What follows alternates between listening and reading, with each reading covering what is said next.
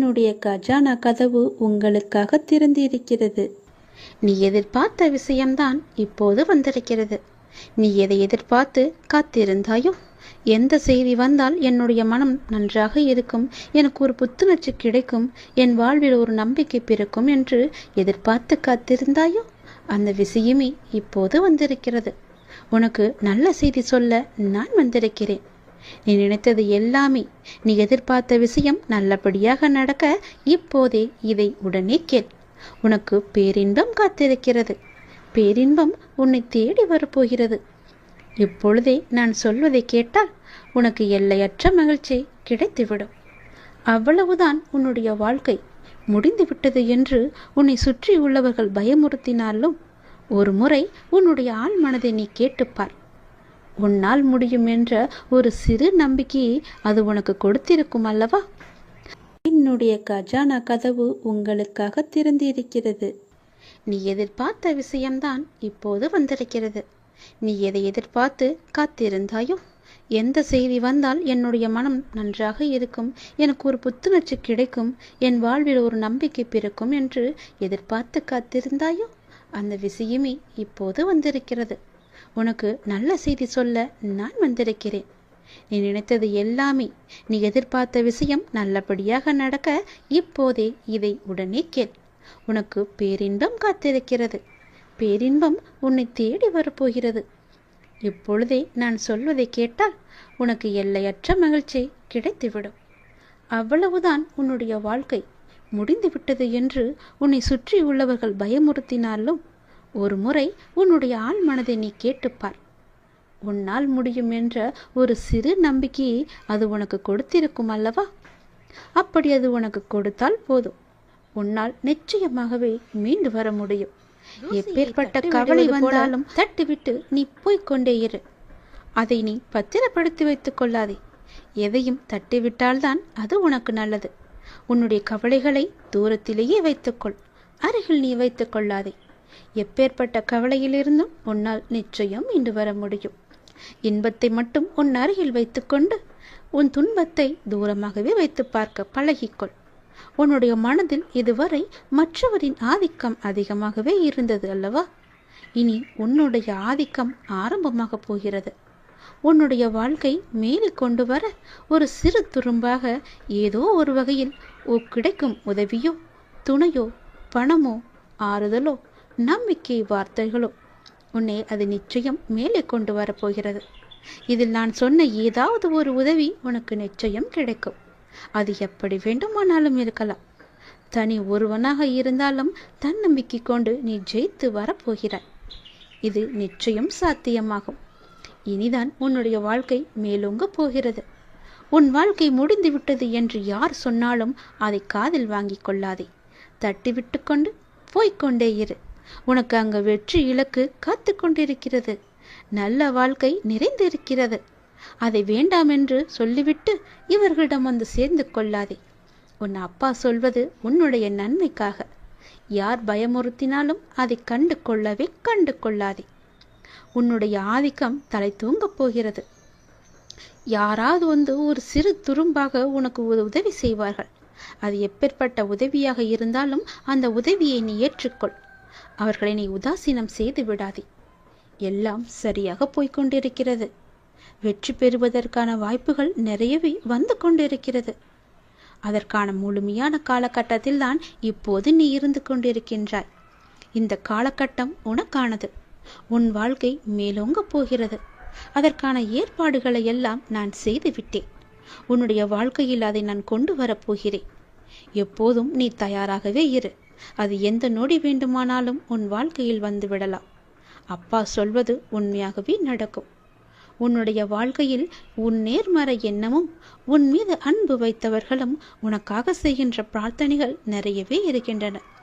முழுமையான அன்பு வைத்தவர்கள் தான் அவர்கள். உன் கூடவே இருப்பவர்கள் தான் அவர்கள். அவர்கள் உன்னை பற்றியே நினைத்து கொண்டிருக்கின்றார்கள். அவர்கள் உனக்காக நிறையவே பிரார்த்தனை செய்து கொண்டிருக்கிறார்கள். அவர்கள் எல்லாம் சேர்ந்து உன்னை வெற்றியை நோக்கி அழைத்து செல்ல போகிறார்கள். மகிழ்ச்சியாக இரு. நமக்காக யாருமே இல்லை என்று கவலைப்பட்டு கொண்டிருந்தாய் அல்லவா?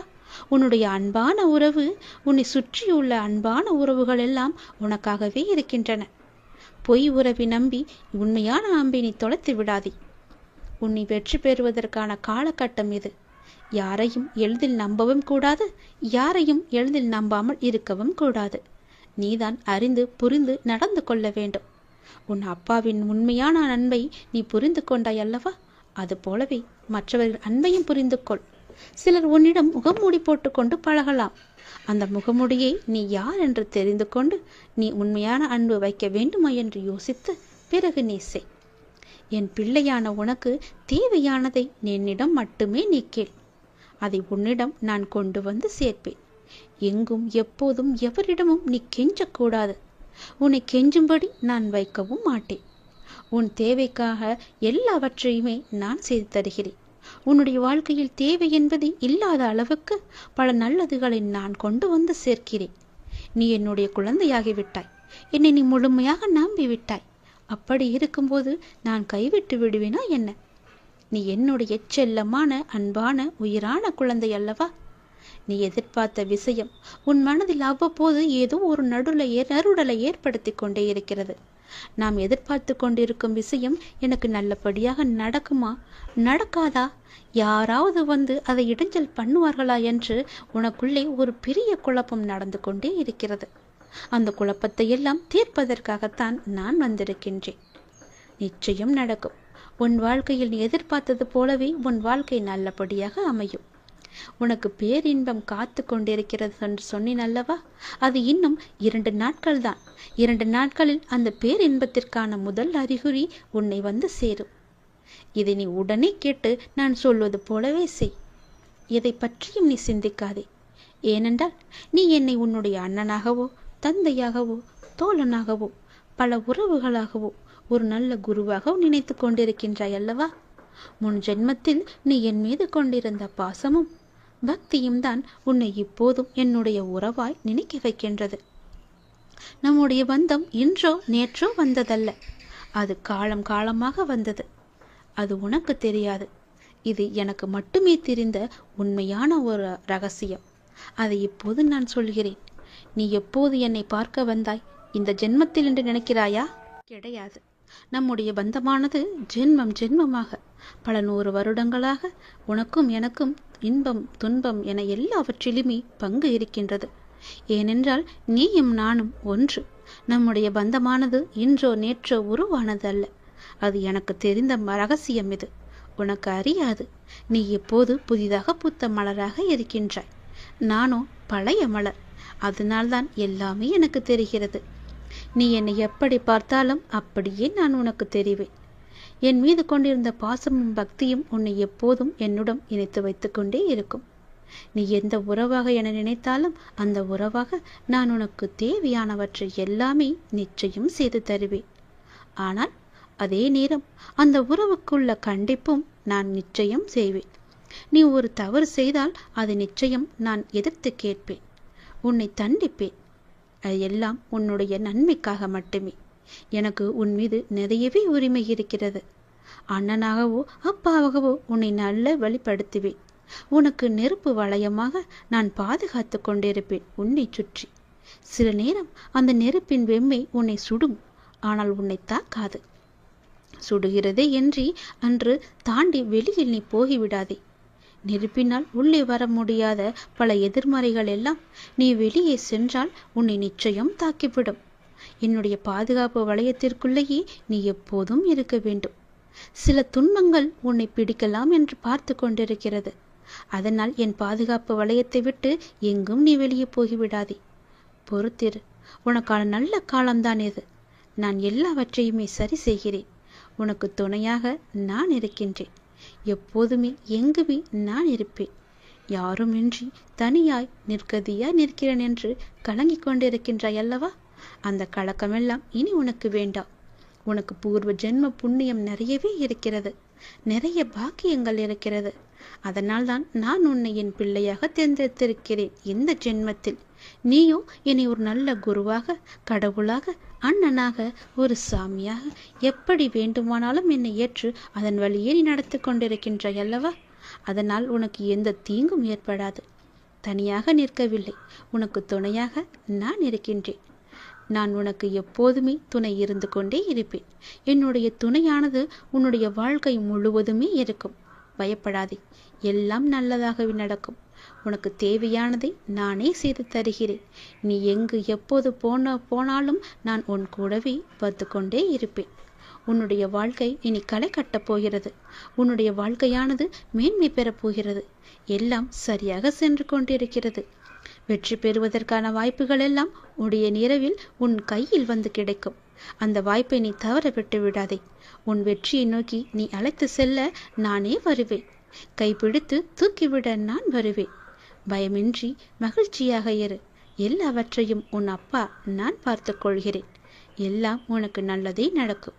நான் இருக்கிறேன், கலங்காதே எதற்கும். எனது கஜானா நிரம்பி இருக்கிறது, நிரம்பி வழிகிறது.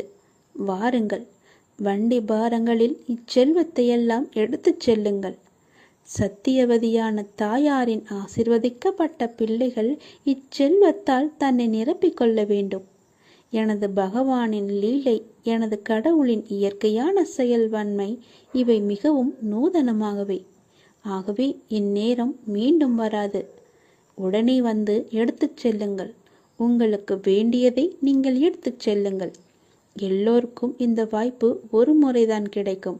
இப்பொழுது உனக்கு இந்த வாய்ப்பு கிடைத்திருக்கிறது. சீக்கிரமாகவே என்னை வந்து பார்த்துவிட்டு என் கஜானாவிலிருந்து எல்லாவற்றையுமே எடுத்துக்கொள். உனக்காகத்தான் இதை நான் வைத்திருக்கிறேன். நீ இப்போது எவ்வளவு கஷ்டத்தில் இருக்கிறாய் என்று எனக்கு தெரியும். எத்தனை பிரச்சனைகளை சமாளித்து கொண்டிருக்கிறாய் என்றும் எனக்கு தெரியும். உனக்கு இப்போது தேவை பணம்.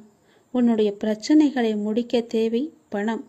உன்னுடைய கடன் பிரச்சனைகளை எல்லாமே முடிப்பதற்கு உனக்கு பணம் தேவை. அந்த பணத்தை தான் என்னுடைய கஜானாவில் நான் வைத்திருக்கிறேன். உனக்கு எவ்வளவு வேண்டுமோ அதை வந்து என்னை பார்த்துவிட்டு நீ எடுத்துக்கொள். உன்னுடைய துன்பங்களை எல்லாவற்றையுமே போக்குவதற்காகத்தான் நான் இப்போது எனது கஜானா பெட்டியை திறந்து வைத்திருக்கிறேன். யாருக்கும் இந்த வாய்ப்பு கிடையாது. நீ படும் துன்பத்தை கண்டு என்னால் சகிக்க முடியவில்லை. அவ்வளவு வலியும் வேதனையுமாக எனக்கு இருக்கிறது. ஏன் என் பிள்ளை இவ்வளவு கஷ்டப்பட வேண்டும்?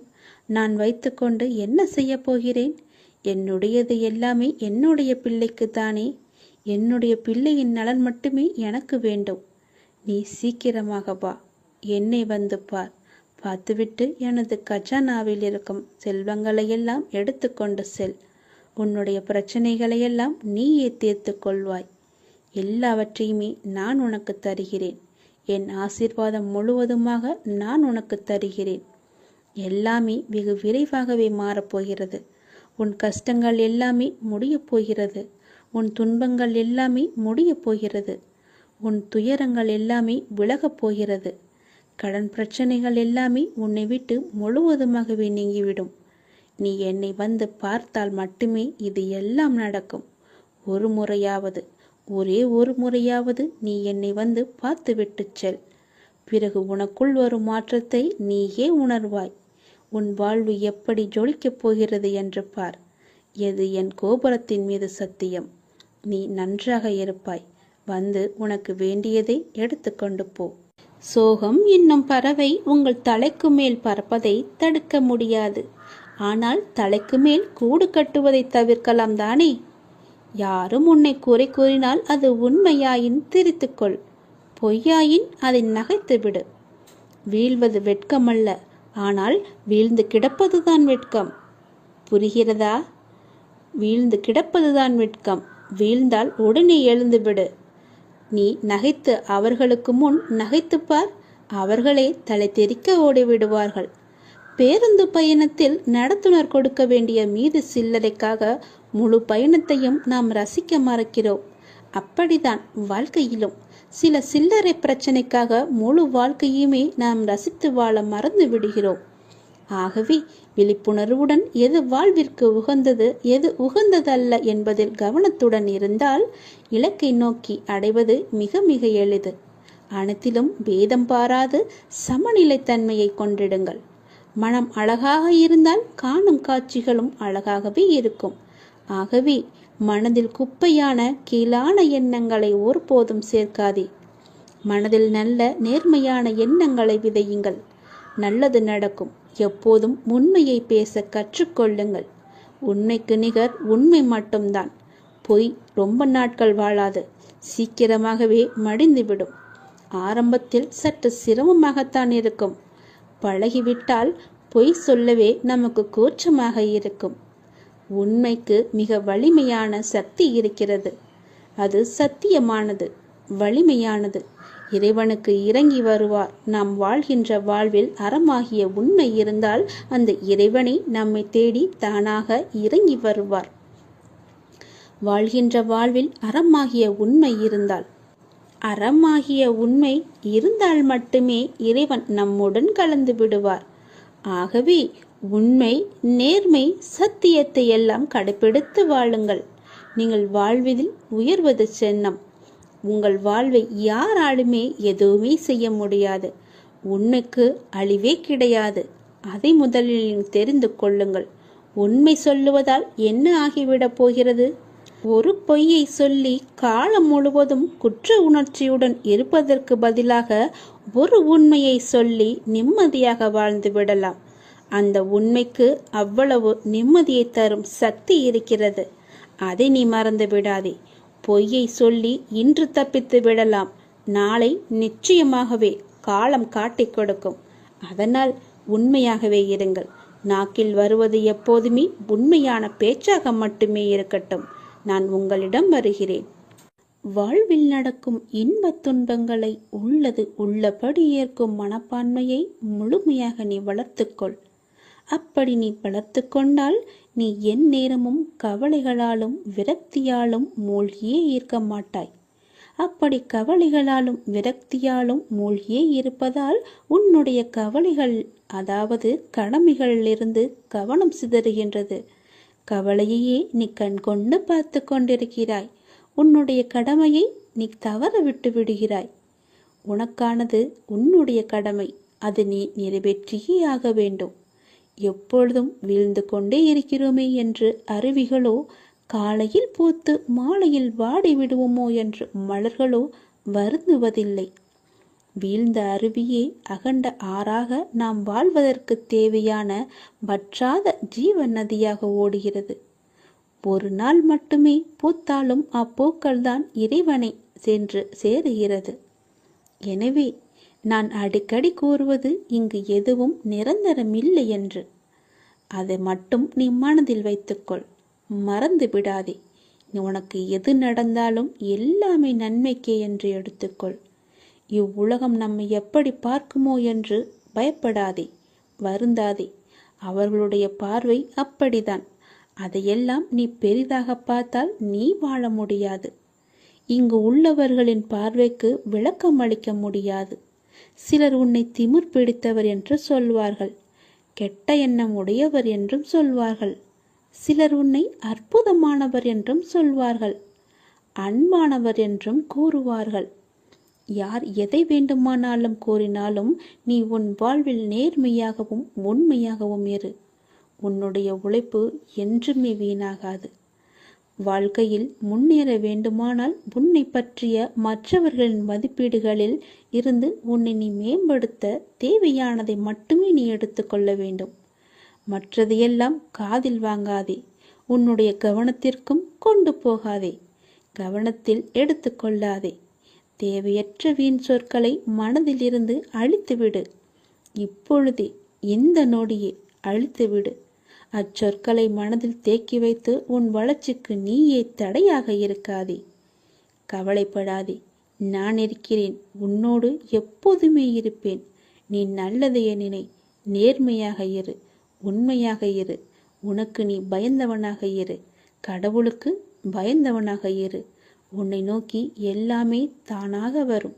எதுவும் உன்னை விட்டு போகாதபடி நான் பார்த்து கொள்கிறேன். விடிந்த பின்பு நிலவு கண்ணுக்கு தெரிவதில்லை. அதுபோல சிலருக்கு உயர்ந்த பின்பு உதவியவர்கள் கண்ணுக்கு தெரிய மாட்டார்கள்.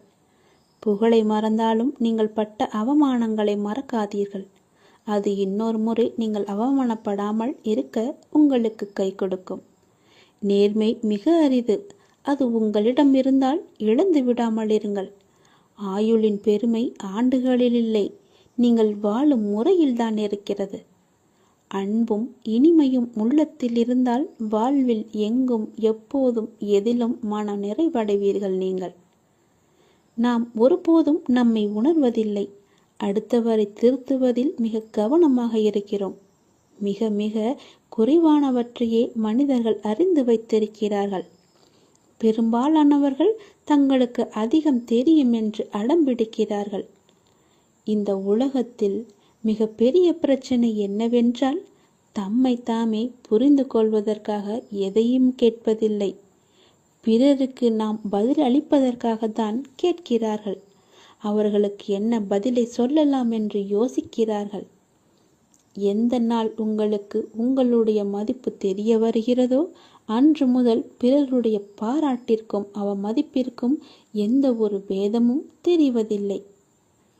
நான் இப்பொழுது எங்கிருக்கிறேன், உம்மை எப்படி சந்திக்க வருவேன் என்றெல்லாம் நீ கேட்கலாம்.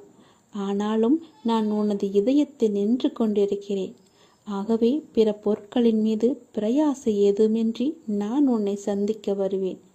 உன் மனதை எப்போதும் தூய்மையாக வைத்துக்கொள். நீயும் நானும் ஒன்றே என்று பார்க்க ஆரம்பித்து அப்பார்வையை விஸ்தாரப்படுத்தினால் உலகில் உள்ள அனைத்துமே உன் குருவாக தெரியும். நான் இல்லாத இடமாக எதுவுமே தெரியாது. ஆன்மீக பயிற்சியை தொடர்ந்து செய்து வந்தால் நான் எங்கும் வியாபித்திருக்கும் அனுபவம் உனக்கு கிட்டும். பின்னர் நீ என்னில் கலந்து விடுவாய். அந்நியம் என்றும் ஒன்று இல்லை என்ற உணர்வை நீ அனுபவிப்பாய். எந்த ஒரு மனிதன் அழிப்பதும் நெடுநாள் இருப்பதில்லை, அது முழுமையடைவதும் இல்லை. ஆனால் எனது கடவுள் அளிப்பதோ காலம் முடிவு பரியந்தம் நிலைத்திருக்கிறது. அவரின் வெகுமதியை வேறெந்த வெகுமதியுடன் ஒப்பிட முடியாது. எனது கடவுளே எடுத்துக்கொள் எடுத்துக்கொள் என்கிறார். ஆனால் எல்லோரும் என்னிடம் வந்து கொடு கொடு என்கிறார்கள். நான் கூறுவதன் பொருளை நீ உணர்ந்து கொண்டாயா? கடவுள் எல்லாவற்றையுமே எனக்கு கொடுத்திருக்கிறார். அவரிடமிருந்து நான் எல்லாவற்றையுமே வாங்கியிருக்கிறேன். ஆனால் என்னிடம் உள்ளவர்களோ எனக்கு கொடு எனக்கு கொடு என்று என் மீது பொறாமைப்படுகிறார்கள். அவர்களை எப்போதுமே தூரத்தில் வைத்துக்கொள். நீ ஒருவர் தனது இறை பக்தியில் முழுமையும் வலிமையும் அடைந்த பின்னர் அவருக்கு பக்தியானது முத்திவிட்டது என கூறுவதும் வழமையே. எனவே முழுமை முதிர்ச்சி அடைந்த நிலையே முத்தி முக்தி என்று சொல்வார்கள். முதிர்ந்த பழம் முதிர்ந்துவிடும், முதிர்ந்த உயிர் இறந்துவிடும். எடுத்த காரியத்தை நீ பாதியில் விடாதே, செய்வதை திருந்தச் செய் என்ற உபதேசம் அனைவருக்குமே பொருந்தும். குருவை அடைந்து மரியாதையுடன் கற்றுக்கொள். கற்றதை மனனம் செய்து உருவேற்றிக்கொள் என்பது எல்லா மாணவர்களுக்குமே பொருந்தும். தொழில்நுட்பத்தை தெரிந்து கொள்ள முனையும் மற்றவர்களுக்குமே உரிய உபதேசம்தான் இது. எதற்காக எனக்கு சொல்கிறேன் என்று கேட்டதை, நீங்கள் ஆசைப்படுவதெல்லாம் கிடைக்காமல் இருப்பது உங்களை ஒரு சிறந்த வாழ்க்கைக்கு கொண்டு செல்வதற்காகவே இருக்கும் என்பதை நம்பு. முடிந்தவரை உங்கள் வேலையை நீங்கள் சிறப்பாக செய்து விடுங்கள். யாரிடமும் உங்கள் வேலையை ஒப்படைக்காதீர்கள். உங்களுக்கு கிடைக்க வேண்டிய அங்கீகாரம் தானாகவே கிடைக்கும். நேரத்தையும் வாய்ப்பையும் ஒருபோதுமே வீணடிக்காதே. அந்த தவறுக்கு எந்த காரியம் செய்தாலும் பரிகாரமாகாது. போன நேரமும் திரும்ப வராது. யாருக்காகவும் நேரம் காத்திருக்காது. பொறுத்துக்கொள். நீங்கள் செய்யும் ஒவ்வொரு நல்ல காரியமும் அதற்கான நன்மைகளை காலம் கடந்தாவது அழைத்து கொண்டு உங்களிடம் வந்து சேர்க்கும். வெற்றி என்ற முகத்துடன் உங்களிடம் வந்து சேரும். நீ நிராகரிப்புகளை எல்லாம் கண்டு நெஞ்சு உடையக்கூடாது. உன்னை யாராவது தூக்கி எறிகிறார்கள் என்றால் இறைவன் உன்னை மேலே தூக்கி விடுகிறான் என்று அர்த்தம். அதனால் நீ பயப்படாதே. தூக்கி எறிந்தவர்கள் போகட்டும், நான் உன்னை தூக்கி விடுகிறேன். தூக்கி எறிந்தவர்களை பற்றியே நீ கவலைப்பட்டு கொண்டிருக்காதே. எதிர்பார்த்து எதிர்பார்த்து ஏமாற்றங்கள் மட்டும்தான் கிடைக்கும். என் வாழ்வில் அற்புதங்களை நிகழ்த்துவேன் என்று நீ நம்பிக்கையுடன் காத்திருக்கிறாய் அல்லவா? உன் தந்தை நிச்சயமாகவே உன் வாழ்வில் அற்புதங்களை நிகழ்த்தப் போகிறேன். சில நேரங்களில் நீங்கள் செய்யக்கூடிய செயல்களை எல்லாம் சிந்திக்க வேண்டாம், கற்பனை செய்ய வேண்டாம். அது ஆச்சரியப்படுவதற்கில்லை. எல்லாவற்றையும் சிறப்பாக செயல்படும் என்று மூச்சு விடுங்கள். நம்பிக்கை வைத்திருங்கள். நான் அப்பா, என்னுடைய அப்பா சிறப்பாக அதை முடித்து தருவார் என்ற நம்பிக்கையோடு நீங்கள் காத்திருங்கள். நான் அவர் மீது வைத்திருந்த நம்பிக்கையும் பக்தியும் பொறுமையும் தன்னம்பிக்கையும் அவர் எனக்கு நிச்சயம் அதற்கான பலனை தருவார் என்று நம்புங்கள். நீ வைத்த நம்பிக்கைக்கு நிச்சயமாகவே நான் கைமாறு செய்வேன். உன் மனதில் எந்த சலனமும் இல்லாமல் இருக்கிறாய். நான் உனது பாவ மூட்டையை தூக்கி நான் சுமக்கிறேன். நீ கவலைப்படாதே. எல்லாவற்றையுமே நானே பார்த்து கொள்கிறேன். நீ எப்பொழுதும் போல சந்தோஷமாக இரு. நீ இப்போது உன் மனதில் ஏகப்பட்ட குழப்பங்களுடன் பதற்றத்துடனும் இருக்கின்றாய். வீணான கவலைகளை உன் மனதில் வைத்து கொண்டிருக்கிறாய்.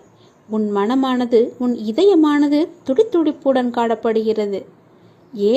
எதற்காக? வீணாக எதற்காக இந்த கவலை? ஏன் இந்த குழப்பம்? எதற்காக இந்த பதற்றம்? ஏன் இந்த துடித்துடிப்பு? நீ முதலில் அனைத்தையுமே விட்டுவிடு. உன் வேலைகளை பார்த்து கொண்டிரு. போகிற போக்கிலேயே போய்கொண்டிரு. எதையும் நீ தூக்கி சுமந்து கொண்டிருக்காதே.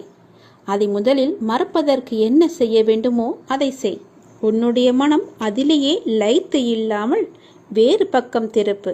அப்போதுதான் அவற்றை பற்றி எண்ணம் உன் மனதில் இழுக்காமல் இருக்கும். நான் உனக்காக அவதரித்தவன். நான் இருக்கும்போது எதற்காக நீ கவலைப்படுகிறாய்? உன்னை நல்லபடியாக உயர்த்த உனக்காக பாடுபட்டு கொண்டு நான் இங்கே இருக்கிறேன். தயவு செய்து நான் உன்னுடன் இருப்பதை நீ உணர்ந்து கொள். நான் வருவதற்கு முன்பும் வந்ததற்கு பிறகும் நடந்து கொண்டிருப்பதை நீ உணர்ந்து கொள். நான் வருவதற்கு முன்பு என்ன செய்து கொண்டிருந்தாய், நான் வந்த பிறகு எப்படியெல்லாம் உன்னுடைய பிரச்சனைகள் தீர்ந்தன என்று கொஞ்சம் திரும்பிப்பார். உன்னை எப்படி நான் கைவிடுவேன் என்று ஒரு நொடியில் நீ நினைத்து விட்டாய்? உன் அப்பா உன்னை பார்த்து கொள்ள மாட்டேனா? உன்னை அவ்வளவு சீக்கிரம் விட்டு விடுவேன் என்று நினைக்கிறாயா? உன்னை அனைத்து திசைகளிலிருந்தும் பாதுகாத்து கொண்டிருக்கிறேன். நான் இருக்கும் இடத்தில் எவரையுமே நெருங்க விட மாட்டேன். நான் உனக்குள்ளே நீக்கமர நிறைந்திருக்கிறேன். என் கண் பார்வை உன் மீது விழுந்து கொண்டிருக்கும் போது எந்த கெடுதலும் வந்து உன்னை துன்புறுத்தி விட முடியாது.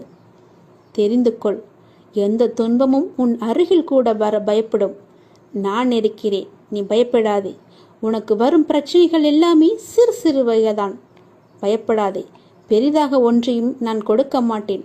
கொஞ்சமாவது உனக்கு பக்குவம் வேண்டும் என்பதற்காகத்தான் இதையெல்லாம் கொடுத்தேன்.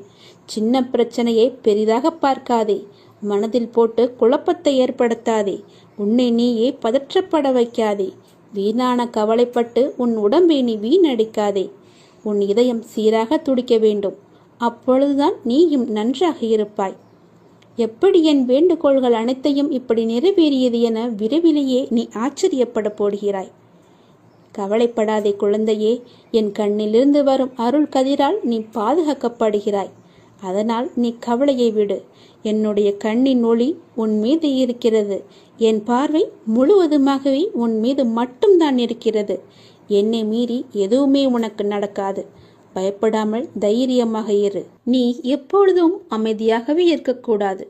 யார் உன்னை கீழே நோக்கி விழ செய்தார்களோ அவரை நோக்கி நீ மேலே எழு.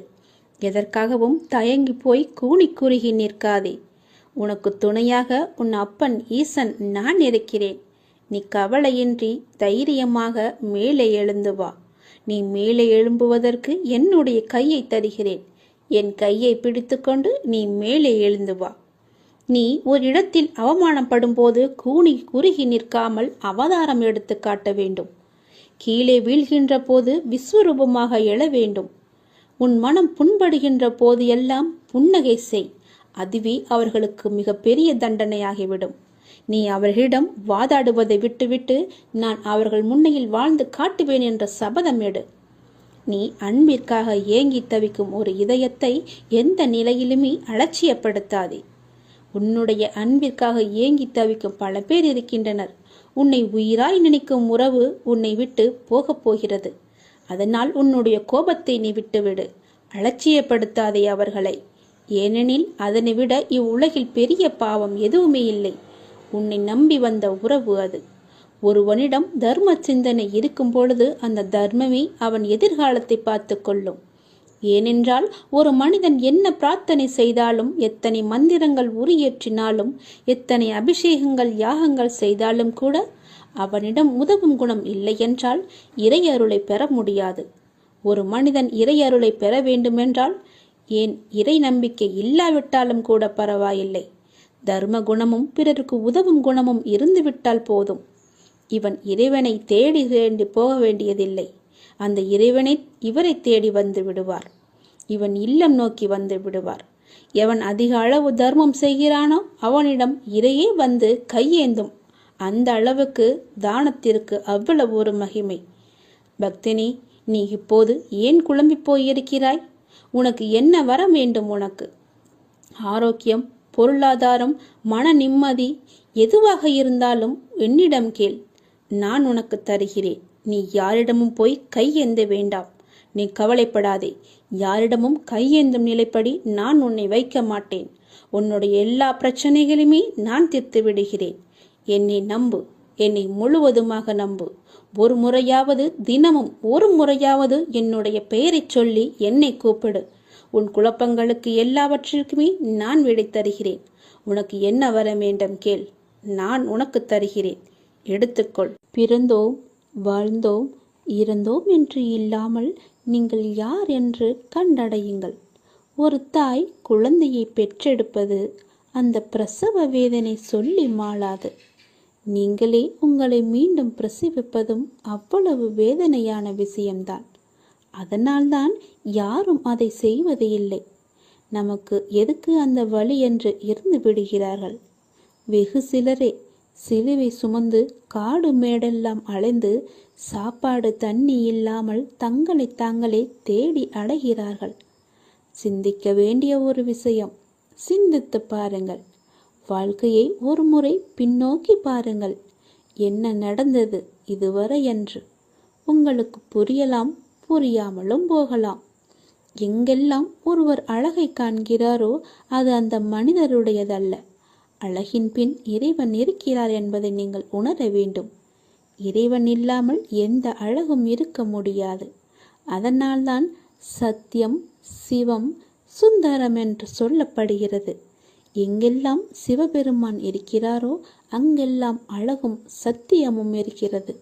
இதை சொல்வதன் மூலம் ஸ்ரீ கிருஷ்ண பகவான் அர்ஜுனரின் மனம் கவரப்படக்கூடிய எல்லாவற்றிலுமிருந்து விடுவித்து தன்னை நோக்கி இழுக்கிறார். கிருஷ்ணா என்றால் கவர்ச்சி. அப்படி என்றால் எல்லாவற்றையும் தன்னை நோக்கி கவரக்கூடிய ஒருவர் என்று பொருள். மனம் எங்கெல்லாம் அழைப்படுமோ அதிலிருந்தெல்லாம் விடுவித்து மையத்திற்கு கொண்டு வருவது. அந்த மையம்தான் ஸ்ரீ கிருஷ்ண பகவான். கிளைகளை வெட்டினால் என்ன, வேர் இருக்கிறதே, நமக்கு எதுக்கு இந்த கவலை என்று மகிழ்ச்சி படுங்கள்.